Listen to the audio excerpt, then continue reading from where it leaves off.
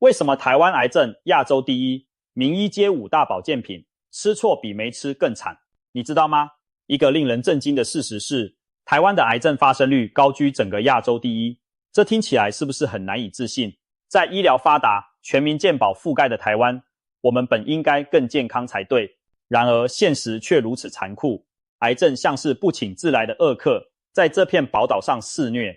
到底为什么台湾会成为癌症的亚洲冠军？难道我们的生活方式出了什么问题吗？还是有哪些被我们忽视的健康陷阱正在暗中伤害着我们？许多人第一时间可能会想到抽烟、喝酒、槟榔、不良饮食习惯等等，确实会增加癌症风险。但你或许不知道，还有一个隐藏在我们日常养生行为中的黑暗面，可能也是导致癌症高发的罪魁祸首之一，这就是滥用保健食品。没错，就是那些你我每天可能吞下的维他命丸、营养补充品。台湾人爱吃保健品是出了名的，市场调查显示，台湾保健食品市场每年产值高达数千亿新台币，国人平均一年花近万元在各种吃补上，可见大家对健康真的是不惜砸重本。然而，钱花下去了，健康却未见得改善，反而癌症发生率节节上升，这当中会不会有什么矛盾？难道补充越多营养，反而给了癌细胞可乘之机吗？最近，一位知名医师方时清站出来揭露了一个发人深省的观点，台湾癌症之所以亚洲第一，可能与国人滥用保健品有关。他指出，许多人以为多吃保健食品就能更健康，结果却吃错比没吃更惨，不但没预防疾病，反而可能暗中助长癌症的风险。乍听之下，这说法令人背脊发凉。每天辛辛苦苦吞的维他命，难道不是在强身健体，而是在喂养体内潜伏的癌细胞？今天我们就来深入探讨方医师提出的这个惊人论点，带大家一步步揭开真相。首先，我们得理解一件事，健康的基石其实是身体内一些最基本的营养平衡。很多人寄望于灵丹妙药般的补充剂，却忽略了身体真正需要的是缺什么补什么，而不是有什么就狂吞什么。方医师强调，预防疾病，包括癌症的关键在于确保身体不缺少几项重要的营养素。如果吃对了这5大关键营养素，身体会变得强壮、有活力，不容易生病。但如果乱补一通，补错了，不但无益，甚至可能弄巧成拙，害惨身体。他口中的5大关键营养素是哪5个呢？别急，让我们一一揭晓。在正式介绍这5位营养守护神之前，先来想象一个日常画面。清晨，一个上班族阿明准备开始一天，他习惯在早餐前先吞下1把营养丸、1颗综合维他命、2颗 B 群、高单位维生素 C、鱼油胶囊，还有钙片。他心想，我这么认真补充营养，应该可以强身健体，不生病。这场景是不是很熟悉？或许你自己、你的家人、朋友就有类似的习惯。台湾的家庭中，餐桌上常常摆满各种保健品，瓶瓶罐罐，饭后像配甜点一样配几颗维他命，已成为风潮。然而，就是在这看似健康的日常中，潜藏着危机。方医师点出了问题所在，我们的确热衷吃补，但很多人补错方向，把时间、金钱花在不需要或过量的营养素上，反而忽略了真正缺乏的那一些。究竟哪些营养素才是我们身体真正渴求，而我们却常常没注意补足的呢？根据方医师的研究与临床经验，有5项营养素尤其重要：锌、维生素 D、三叶酸、B9、维生素 B12、铁以血液中的铁蛋白水平衡量。这5项可以说是人体健康的基本盘。如果这5大营养失衡，不是缺乏就是过量，那你的身体就可能埋下疾病甚至癌变的种子。接下来，我们就逐一揭开这健康五虎将的真面目，看看他们与癌症之间到底有什么千丝万缕的关系。首先登场的是锌，你可能对它不那么熟悉，却绝对受过它的影响。如果你发现头发日渐稀疏，指甲脆弱易断，或者皮肤干燥粗糙，伤口愈合得很慢，甚至总是觉得免疫力差，容易感冒，那么锌可能就是你身体里被忽略的宝藏。锌是什么？它是一种人体必需的微量矿物质，参与全身上百种酶的作用，跟新陈代谢、细胞生长都有关系。简单说来，锌是维持我们身体年轻活力的关键元素之一，它帮助细胞分裂，可以让皮肤、毛发、指甲保持健康。它强化免疫系统，使我们能抵抗病毒和肿瘤。它也是抗氧化防御机制的一部分，能减少体内有害的自由基伤害。听起来锌几乎无所不能，是不是很重要？没错，锌的重要性往往被低估了。现代人饮食精致，常吃加工食品，反而容易缺锌。举个例子，爱美的女生常节食或吃沙拉、水果代餐，摄取的锌严重不足。素食者因不吃肉类海鲜，也可能缺锌。即使一般人如果偏好精白米面，少吃坚果、豆类与海鲜，长期下来锌的摄取量也不够。锌缺乏会带来什么后果呢？最明显的就是生长发育受影响，免疫力下降。孩子缺锌会长不高，食欲不振。成人缺锌则可能出现我们刚提到的那些状况，头发变细变少，皮肤粗糙，指甲脆裂，伤口老是不好，动不动就感冒。更可怕的是，缺锌可能让我们对抗癌细胞的能力下降。免疫系统中有一群自然杀手细胞，专门负责清除体内初期的癌变细胞，而这些免疫战士的正常运作需要充足的锌。一旦锌不足，等于给了癌细胞可乘之机，让它们更容易躲过免疫监视，在体内生根发芽。所以适当补锌非常重要。如果你经常出现不明原因的疲倦、生病，或像刚才说的头发、皮肤问题，不妨考虑验个血，看看锌含量是不是偏低。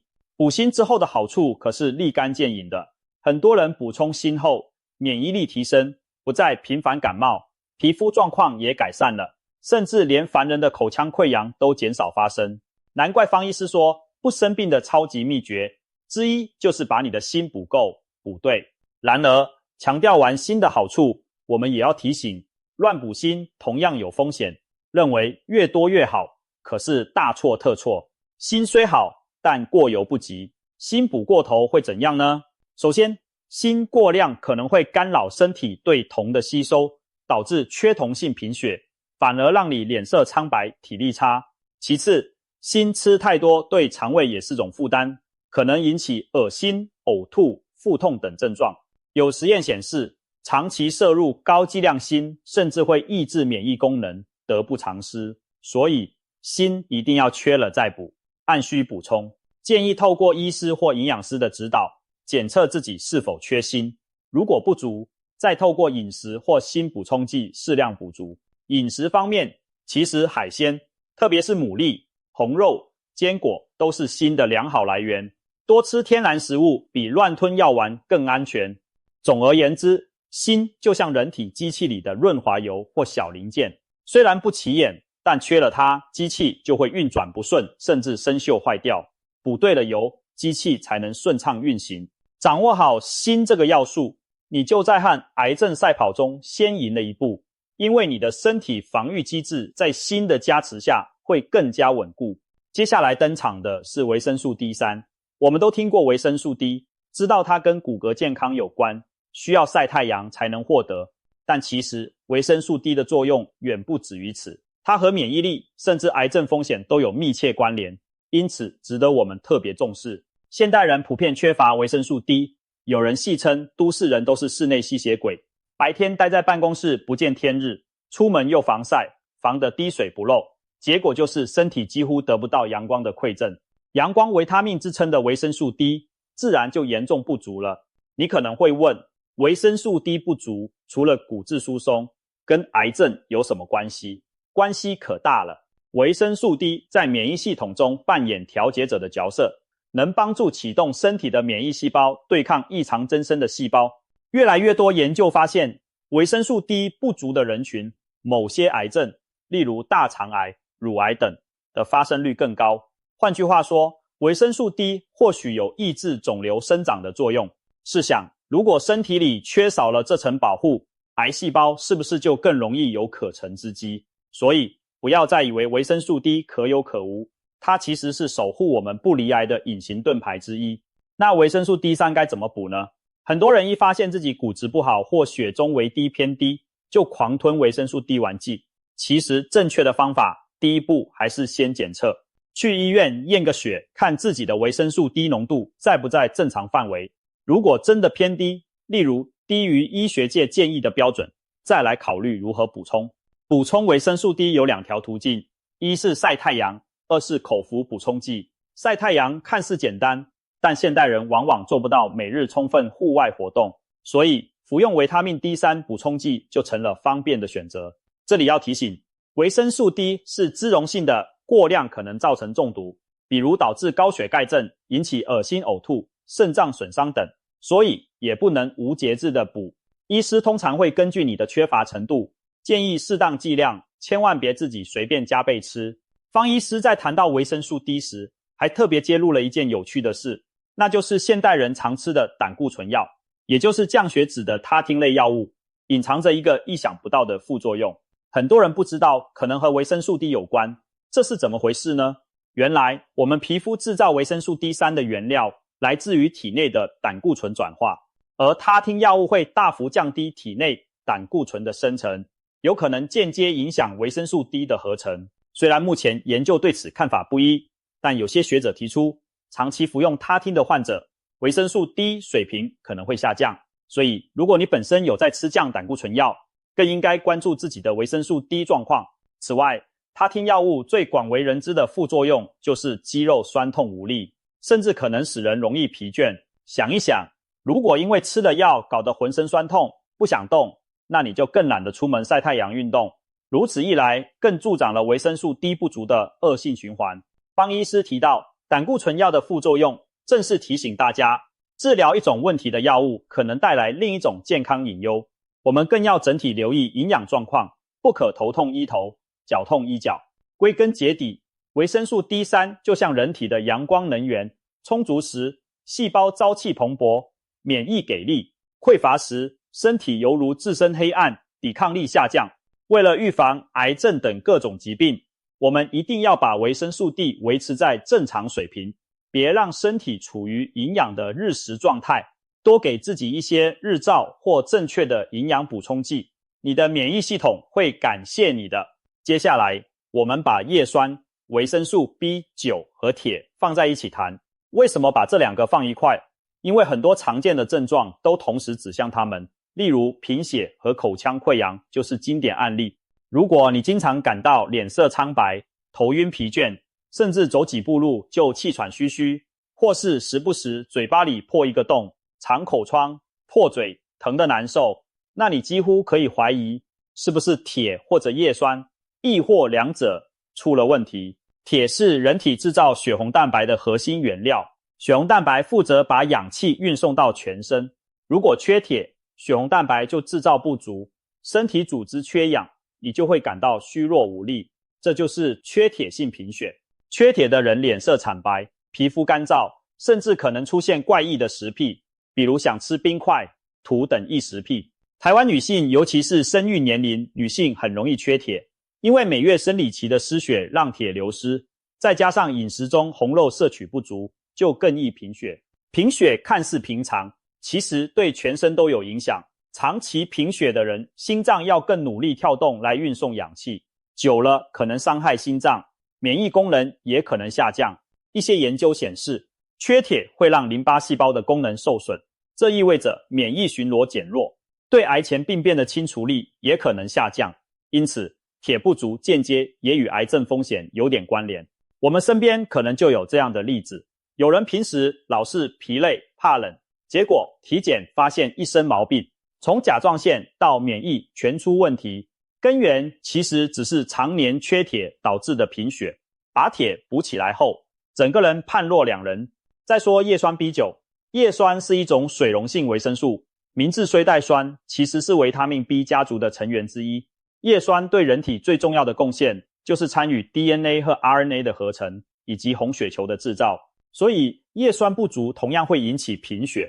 不过类型和缺铁不同，叫做巨球性贫血。红血球个头变大但不健康，叶酸缺乏的人也会觉得累、脸色差。另外一个广为人知的叶酸作用是在孕妇中预防胎儿神经管缺陷，因为胚胎细胞要快速分裂，需要大量叶酸。但你可能没注意到的是，成年人体内很多细胞，尤其是肠胃道、口腔黏膜，也需要叶酸来不断修复更新。所以叶酸不够时，你可能会出现舌头肿痛、舌炎或者口腔溃疡反复发作，因为口腔黏膜细胞无法好好修复。此外，叶酸参与 DNA 修补，长期缺乏可能导致 DNA 损伤累积，从理论上提高癌变的可能性。听到这里，你大概明白为何方医师说贫血、嘴巴破可能是2大营养缺口了吧？铁和叶酸缺一不可，那该怎么补救呢？如果你有贫血或口腔溃疡困扰，第一步还是先验血，验个血红素、血清铁和铁蛋白，代表铁储存量，还有红血球、叶酸浓度等指标，搞清楚自己是哪一种缺乏。如果确认缺铁，就补充含铁的食物或铁剂；如果缺叶酸，就补充富含叶酸的食物或叶酸片。饮食方面，红肉、肝脏、深绿色蔬菜、豆类都是铁和叶酸的良好来源。很多人不知道，其实一盘深绿叶菜，例如菠菜、芥蓝，就含有丰富叶酸，而红肉和动物肝脏则富含可吸收性高的血铁。如果饮食无法兼顾，再考虑补充剂。不过重点来了，千万别自己乱吞高剂量的铁剂或叶酸而不加监测。为什么这么说？因为补过头反而有害。铁是人体必要但危险的元素，一方面我们需要它运输氧，另一方面过多的铁会产生过氧化物自由基，对身体组织造成氧化伤害。铁在体内无法自行排出，多余的铁会存储在肝脏、心脏等处，长期铁过量会损害肝脏含心脏，甚至引发血色素沉着症等疾病。而更可怕的是，癌细胞也非常喜欢铁。肿瘤生长需要大量养分，其中铁是细胞增殖的重要元素。如果体内铁特别多，癌细胞就像进了铁的自助餐，可能繁殖得更快。有研究指出，某些癌症患者常出现铁蛋白数值异常偏高，科学家怀疑铁负荷高的人群癌症风险也许更高。所以如果不缺铁却猛补铁剂，无异于给潜在的肿瘤加油添火。叶酸方面，虽然水溶性比较不容易积累中毒，但过量叶酸也不是全无坏处。首先，过多的叶酸可能掩盖维生素 B12 缺乏的症状。怎么说呢？因为 B12 缺乏也会引起巨球性贫血，而补充大量叶酸可以在一定程度上纠正贫血症状，使人误以为无恙。但其实 B12 缺乏依然存在，并在损害神经系统。下面我们会详谈 B12。其次，一些研究对高剂量叶酸提出疑虑，认为如果体内已经有癌前病变细胞，大量叶酸可能促进这些细胞快速分裂，加速癌变进程。尤其是中老年人，如果没有叶酸缺乏，并不建议随意吃高剂量叶酸补充剂。因此，叶酸和铁作为双刃剑营养素，缺之不可，过之成祸。正确的态度应该是了解自己是否真的缺，再对症下药。方医师提倡抽血检查，缺什么补什么的理念，在这里同样适用。我们需要做的是平衡，既不能让身体缺铁、缺叶酸，也不要让它们过量囤积。在恰到好处的范围内，我们的造血系统就会运作良好，身体有源源不绝的氧气和修复能力，自然比较不容易走上癌变的不归路。现在轮到重量级选手维生素 B12 出场了。前面我们多次提到它，是因为 B12 实在太重要，也太特殊。它可以说是一种既能救人也能助纣为虐的维生素。怎么讲呢？我们一一道来。首先要强调维生素 B12 的正面意义。方医师形容缺 B12 会让人体全身坏光光，一点也不夸张。维生素 B12 参与人体内许多至关重要的作用，最主要的2大功能，造血和维护神经。B12 和刚才说的叶酸其实是亲密搭档，合力参与红血球的生成。所以 B12 不足会导致一种严重的贫血、恶性贫血、巨球性贫血的一种。患上恶性贫血的人，不仅贫血症状明显，还可能出现舌头肿痛、食欲不振、消化不良等问题。更糟的是，神经系统也会因缺 B12 而逐渐崩溃。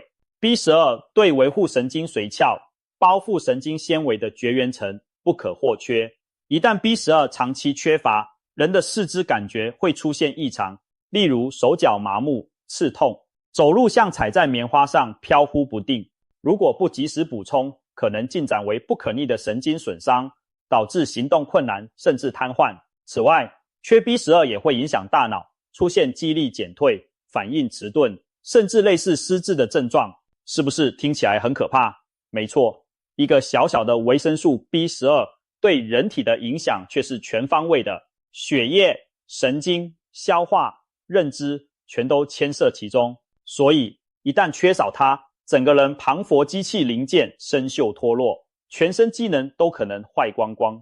方医师用这样生动的比喻来提醒大家，绝不能让 B12 缺席。那么我们从哪里获得维生素 B12 呢？主要是食物。B12 存在于动物性食品中，例如各种肉类、鱼、蛋、奶。植物几乎不含 B12， 除了少数发酵食品或海藻可能有微量类似物质，但不足以满足需求。因此，严格的纯素食者极容易缺乏 B12， 需要特别注意。还有一些人就算饮食有 B12， 却可能吸收障碍，比如年长者，随着年龄增长，胃酸分泌减少，内在因子缺乏， B12 吸收率降低。又或者有些人做过胃切除手术，失去了吸收 B12 的机制，也容易缺乏。这些族群都需要透过定期检查和必要时补充 B12 来维持健康。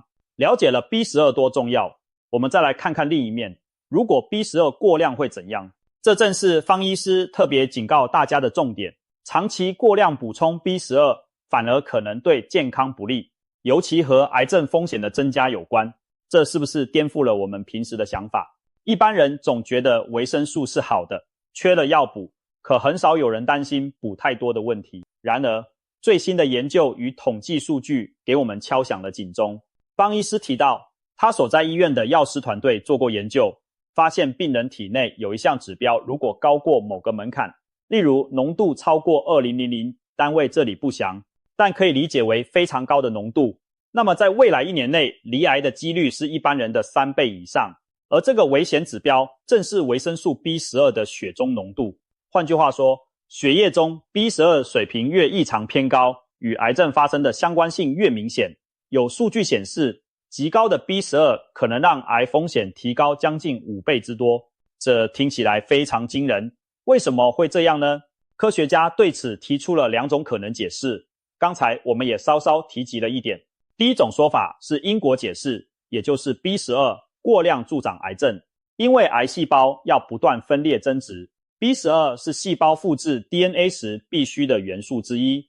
如果你体内 B12 含量异常丰富，恰好某个地方有早期癌细胞在萌芽，那么充裕的 B12 简直就是给癌细胞开小灶，让它获得额外的养分迅速壮大。尤其是有些人迷信高剂量 B12 可以补脑、补神经、提神，每天吃远超出建议量的 B12 保健品，长期下来可能把癌细胞喂得肥肥的而不自知。试想，癌细胞本来还营养不良，增长缓慢，结果你天天浇灌营养液给它怎能不茁壮？这就是为什么会说吃错保健品比没吃更惨，因为你补错对象了，把该给健康细胞的营养送给了坏细胞。第二种说法是相关解释，也就是 B12 偏高其实是癌症的一个征兆。某些癌症，特别是肝癌、血液恶性疾病等，在形成的过程中会导致血液中维生素 B12 水平上升。机制可能包括癌细胞引起肝脏代谢改变，让血中 B12 不能正常利用而堆积，或者肿瘤细胞本身释放类似内在因子的物质，提高了 B12 吸收，结果血中 B12 爆表。所以有研究观察到，在诊断癌症前的几年，患者血中的 B12 就已经逐渐升高，因此高 B12 可能是潜在肿瘤的预警信号。也就是说，如果一个人并没有补充很多 B12， 但检查发现血中 B12 奇高无比，那就要小心是不是体内已经有隐匿的癌症在作祟。那么究竟哪种解释是对的呢？方医师强调，相关性不等于因果。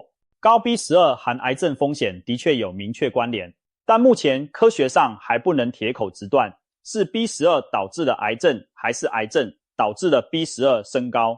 事实可能是两者皆有，对一部分人而言是过度补充， B12 为癌细胞提供了温床，对另一部分人而言，高 B12 是癌症早期的体内信号。然而不管是哪种情况，结果都是惊人的一致。高 B12 水平常常和癌症相伴。既然如此，我们作为普通人，最明智的策略就是谨慎对待 B12 补充，不让自己陷入高风险状态。这里给大家几点实用建议。不要把维他命 B12 当万灵丹，天天猛吞。如果你并没有 B12 缺乏的证据，例如经医师诊断或抽血发现 B12 偏低，日常饮食正常的情况下，其实极少会严重缺 B12。正常人每天所需的 B12 量其实很少，几微克而已，体内还有贮存，可以用好几年。所以没有缺就不需要额外补充，更没必要吃什么高剂量产品。定期监测，如果你长期有在补充 B12 或综合维他命，定期做个血液检查，看看 B12 浓度是否在正常范围。一旦发现明显高出正常值，通常实验室会给一个上限值，如果超出好多倍，就要和医师讨论是否需要停用补充剂，并检查身体是否有异常，留意身体发出的信号。前面说过 B12 缺乏会有一系列症状，其实 B12 过多有时也会让人有不适，比如有报告提到可能引发痤疮等问题。虽然这不是主流症状，但任何营养状态极端失衡，身体通常会给点提示，别忽视那些小细节。平衡饮食，最安全获取 B12 的方式，其实就是从天然食物中取得均衡营养。如果你吃荤，适量摄取肉、鱼、蛋奶，大多可满足 B12 需求，而不至于过量。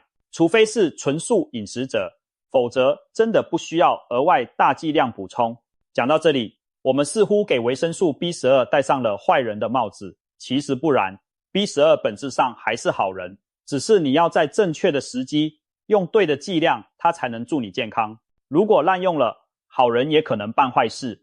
方医师分享这些资讯，也是希望大家正确认识 B12 既不轻忽缺乏的危害，也不一味追求过量的虚妄好处。如此一来，才能既享受 B12 带来的精力充沛，又不担心给癌症可乘之机。在讨论完上述5大关键营养素锌、维生素 D、叶酸、B12、铁之后，我们有必要稍微扩展一下视野，谈谈整体保健品的乱象。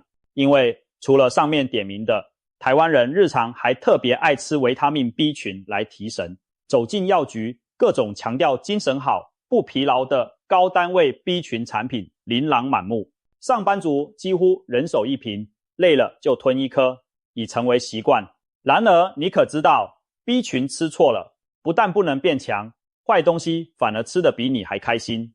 这不是耸人听闻，国内外医生都提出过类似警告，过量的 B 族维生素可能正中某些疾病的下怀。我们先以维生素 B6 为例来谈谈，过犹不及。B6 是 B 群的一员，正常摄取有助于蛋白质代谢、神经传导等，是好东西。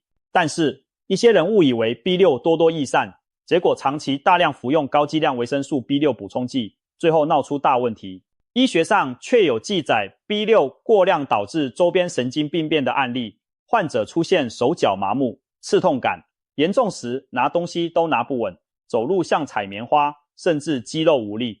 这种由 B6 中毒引起的神经损伤往往恢复缓慢，有的停药后还是遗留症状，令人追悔莫及。澳洲甚至将高剂量 B6 列为管制级别，需要药师同意才能出售。就是因为过去有太多人把强效 B6 当成营养补充随意买，结果吃出病来。由此可见，水溶性维他命不会中毒，这种观念是错的，任何东西过量都可能有害。再从癌症的角度看看 B 群，除了前面讲的 B12， 近年也有研究指出，长期摄入过高剂量的 B 族维他命可能增加某些癌症的风险。例如，有一项在国外男性中进行的研究发现，高剂量补充 B6 和 B12 与肺癌风险增加相关，特别是在抽烟的男性中更明显。虽然机制还不完全清楚，但这再度提醒我们，补充剂不是糖果，不是吃了就只会有好处而没有坏处的。B 群能让人感觉有精神，多半因为改善了原本的营养不足状态，或暂时提高了新陈代谢。但是超出身体需要的份，一部分会排掉没错，可另一部分也可能产生副作用。更何况许多人口中所谓吃了 B 群比较不会累的体验，也可能只是短期错觉。如果你本来就不缺，靠咖啡因、B 群强行提升精神过后，只会更疲倦。最健康持久的提神之道，还是充足的睡眠和均衡营养，而不是一把维他命药丸。方医师提醒，我们身体真正需要的营养，不外乎均衡饮食就能提供的大部分，而保健食品应该是用来补短板的，而不是把它当成搭建整座房子的全部材料。遗憾的是，很多人本末倒置，基础营养没顾好，却先去追求偏门的补品。比方说，一些人每天大鱼大肉，蔬菜水果却吃不足，然后又担心油腻会不健康，跑去买昂贵的排油保健品，或者明明熬夜压力大导致体力差，却只知道狂灌高单位 B 群提神，却不去改善睡眠，结果身体缺的那些营养，比如维生素 D、叶酸、矿物质等，依然严重不足，而补过头的那些，比如 B12、某些抗氧化剂，却累积成过剩，该强的没强，不该强的倒是养肥了。这就为什么我们开篇说，吃错比没吃更惨，因为不吃补充品，顶多营养缺乏了得病，但吃错补充品，可能既有营养缺乏的病，又刺激了不该增生的东西，双重夹击更麻烦。国外也有专家提出过类似的忧虑，一位英国的肿瘤科医师就曾公开表示，市面上的综合维他命有可能成为癌细胞的超级食物。他发现，吞下一颗综合维他命药丸，瞬间就能让血液中的某些营养素浓度暴增，到平日建议摄取量的2倍以上。对于正常细胞来说，一下子那么多营养未必用得完，但对癌细胞而言，这却是一场营养盛宴，什么都有，正好拿去快速繁殖。他甚至呼吁，应该像烟盒上应景语那样，在高剂量维他命补充剂的包装上也标示补充过量可能增加癌症风险的警告。这番话听起来耸动，却并非无稽之谈，因为越来越多的数据在暗示这个可能性。例如，一些观察发现，大量服用综合维他命的人，罹患前列腺癌、大肠癌、乳癌等的比率反而略高。虽然还需要更多研究去证实因果，但这绝对值得我们警惕。说了这么多，让我们回到最初的问题，为什么台湾癌症率会亚洲第一？现在，我想你已经猜到其中一块拼图的答案了。方医师给出的解释之一，就是国人过度依赖各种保健食品，却没有真正解决身体最需要的营养问题。在繁忙的现代社会，我们总希望有捷径，一颗神奇的营养丸，解决所有健康隐忧。然而，现实是残酷的，健康没有捷径，基础的东西反而最重要。当全体国民纷纷投入保健品热潮的同时，如果大家忽视了均衡饮食、规律作息和量身定做的营养补充，那么整体健康水平不升反降也就不足为奇。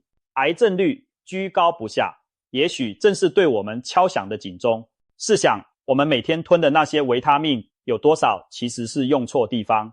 比如，本来缺的是维生素 D， 可是我们在狂补维生素 B。本来需要的是多吃蔬菜补叶酸铁质，可我们却贪图方便，吞了几颗不知所需与否的胶囊。甚至有时身体根本不缺某样营养，我们却因为广告宣传或道听途说，认为多吃点更健康，结果补出一身麻烦。这些错误累积起来，就是整个族群的隐患。台湾癌症高居不下，或许正与此相关，大家该补的没补对，不该补的乱补一通，免疫力没有因此变强，癌细胞却享受了营养供给，快速生长。让我们回顾5大关键营养素。锌，它关系免疫和细胞生长，缺之让防线变弱，但补过量也无益。我们需要通过均衡饮食或适当补充，保持在正常范围，以强化身体对抗疾病，包括癌症的能力。维生素 D3， 阳光给予的礼物，不可或缺。维持充足的维 D， 有助于预防多种疾病。台湾人普遍缺 D， 这可能是癌症高发的一环。免疫力低下，补足维 D， 相当于给免疫系统装上巡航导弹，让它随时狙击异常细胞。叶酸 B9， 细胞修复和造血的要角，确保不缺叶酸，身体的新陈代谢才能顺利进行。DNA 错误能及时修补，不会让癌变有可乘之机。同时叶酸够了，口腔黏膜、肠胃道也健康，不会老是溃疡发炎。维生素 B12，维持神经和血液正常运作的关键。我们既要防止缺乏，以免全身机能崩溃，又要避免过量，别给癌症添柴火，找到那个平衡点。B12 就是救命恩人而非恶魔。铁蛋白，生命之金属，过少则贫血虚弱，过多则氧化伤身。我们要做的是让铁处于恰到好处的水平，别让身体缺氧，也别让它铁锈缠身。铁平衡了，身体才能既有力量，又不会生锈般的积累疾病。掌握好这5项基本营养，就好比给你的身体打好了地基，筑起了城墙。在这基础上，再配合良好的生活习惯，规律运动，充足睡眠，远离烟酒、槟榔，减少压力等等，癌症哪那么容易找上门？反之，如果本末倒置，身体真正需要的营养没补到位，却乱吃一堆噱头十足的保健品，那就是沙上盖楼，外表堂皇，其实根基松动。癌症这阵狂风吹来，大楼瞬间倾倒，也不足为奇。值得一提的是，台湾癌症高发当然不全是营养问题，还有其他环境和生活因素。然而，营养是我们每个人最容易掌控的一环，也是相对短期内可以改善的。与其去羡慕那些癌症发生率低的国家如何，不如先检视自己每天吃下肚的是什么，有没有好好善待自己的身体。健康的身体从餐桌开始，也从理性的补充开始。最后，我们用方医师的理念来做结尾，先抽血，再补充。这简短6个字，其实蕴含着科学与务实的健康观，了解自己的身体状况，缺什么补什么，不缺不乱补。这就是最简单也最有效的养生之道。不要迷信那些华而不实的营养神话，也不要让商业广告牵着鼻子走。我们需要的多半早已写在教科书里，充足的蔬果全谷，适量的蛋白质，必须的维生素、矿物质以及健康的生活方式。任何额外的补充都该有根有据，有的放矢。当我们每一个人都开始聪明地对待保健食品，癌症或许就失去了一个重要的帮凶。我们期待看到这样一天，台湾人不再盲目吃补，而是更注重均衡饮食和精准补充。10年、20年后，台湾的癌症发生率不再高，居亚洲榜首，慢慢降下来。那时，我们可以自豪地说，曾经的教训我们汲取了，健康的未来我们抓在手里。听完今天的分享，希望您有所启发，别让补品变毒品，让我们一起用正确的方式补充营养，预防疾病，改变现在，未来就会不一样。每个小小的健康选择，累积起来都将改写我们与癌症之间的战争。从现在开始，善待自己的身体，该补的补，不该补的绝不乱吃，养成良好习惯。相信只要坚持，健康一定会向我们走来，癌症也将离我们越来越远。守护台湾的健康，就从你我的每一天做起，加油！